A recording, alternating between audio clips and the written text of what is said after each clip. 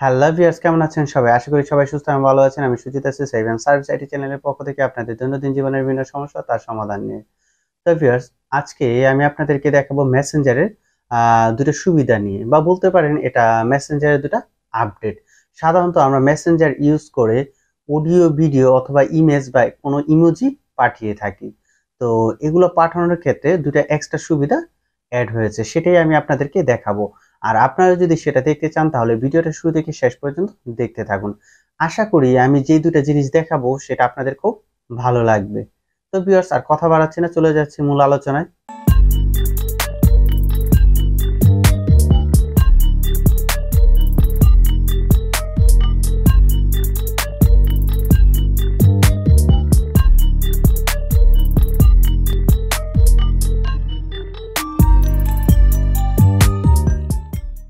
তো মেসেঞ্জারে নতুন দুটো সুবিধা বা আপডেট দেখানোর জন্য আমাকে প্রথমে মেসেঞ্জারে যেতে হবে। তো আমি মেসেঞ্জারে যাচ্ছি।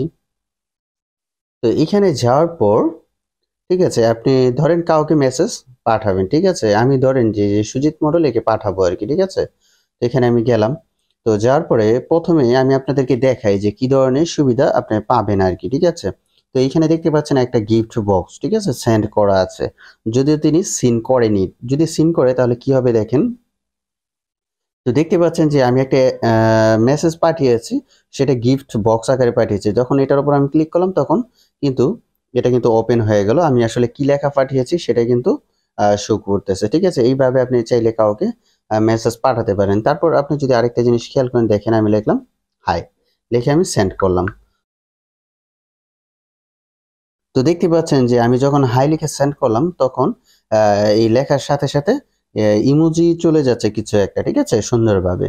তো সে যখন এটা সিন করবে তখন সেও এই ইমোজিটা পেয়ে যাবে। তো আপনি মেসেঞ্জারে এই দুটো সুবিধা পাওয়ার জন্য আপনাকে কি করতে হবে, প্রথমেই আপনি যে মেসেঞ্জার আছে এটা আপডেট করে নেবেন। যদি আপডেট করা না থাকে তো এর জন্য আপনি কি করবেন, আপনার আপডেট করা আছে কিনা সেটা জানার জন্য আপনি চলে যাবেন প্লে স্টোরে, ঠিক আছে। তো প্লে স্টোরে যাওয়ার পর এখানে লিখবেন মেসেঞ্জার। দেখেন মেসেঞ্জার লিখে যখন আমি সার্চ দিলাম তখন দেখেন মেসেঞ্জারের সাথে কি আছে, ওপেন কথাটা আছে। ওকে, যদি ওপেন থাকে তাহলে ধরে নেবেন এটা কি আছে, মানে আপডেট করা আছে, এখন সরাসরি ওপেন হয়ে যাবে। আর যদি এখানে আপডেট লেখা থাকে তাহলে আপডেটটা করে নেবেন, ঠিক আছে। আমি আবার চলে যাচ্ছি মেসেঞ্জারে। ওকে, তো এখানে যাওয়ার পর এখন আমি কিভাবে করলাম সেটাই দেখাবো। তো আপনি ধরেন কাউকে গিফট আকারে কোনো কিছু পাঠাবেন, তো কি লেখা পাঠাবেন, মানে ওই গিফটের ভিতর কি পাঠাবেন সেটা আগে লিখে দিতে হবে। ধরেন আমি লিখলাম আই লাইক ইউ, ঠিক আছে।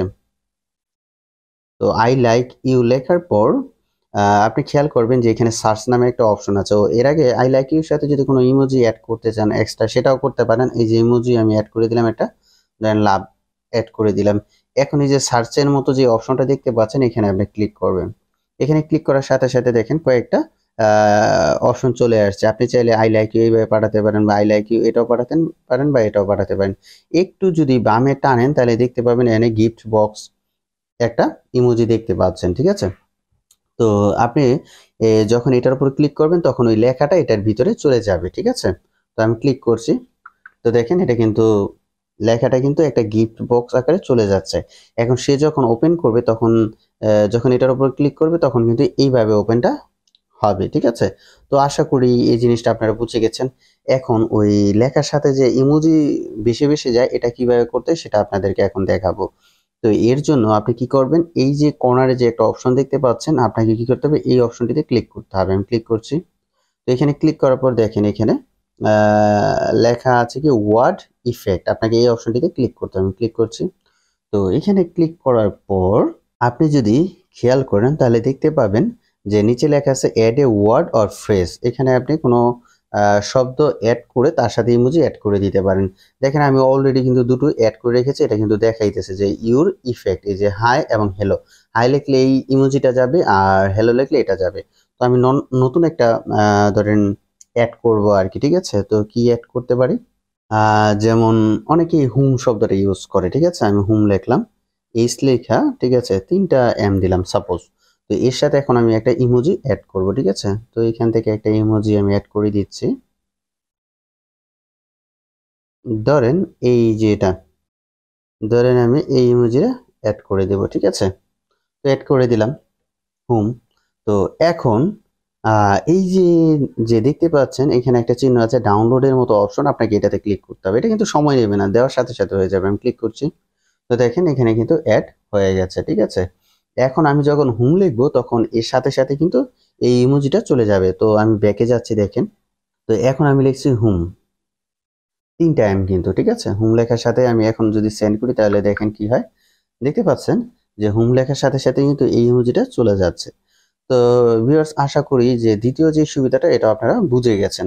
তো ভিউয়ার্স, এখানে একটা কথা বলে নিতে চাই, এই যে আমি যে এই ইমোজিগুলা সেট করলাম, ওয়ার্ড ইফেক্ট গুলা, এটা কিন্তু প্রত্যেকটা ব্যক্তির ক্ষেত্রে আলাদা আলাদা সেট করে নিতে হবে। অর্থাৎ আপনি যাকে পাঠাবেন, সাধারণত এই জিনিসগুলা প্রিয় কারোর সাথে, যার সাথে বেশি চ্যাট হয় তাদের ক্ষেত্রে এটা করা হয়ে থাকে, ঠিক আছে। তো আপনি তাদের ক্ষেত্রে করে নেবেন, এরকম আপনার 2 1 3 জন 4 জন থাকতে পারে আর কি।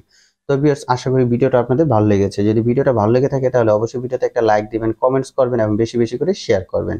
আর পরবর্তীতে এই ধরনের ভিডিও আর পেতে চাইলে চ্যানেলটা সাবস্ক্রাইব করে পাশে থাকবেন। ধন্যবাদ সবাইকে।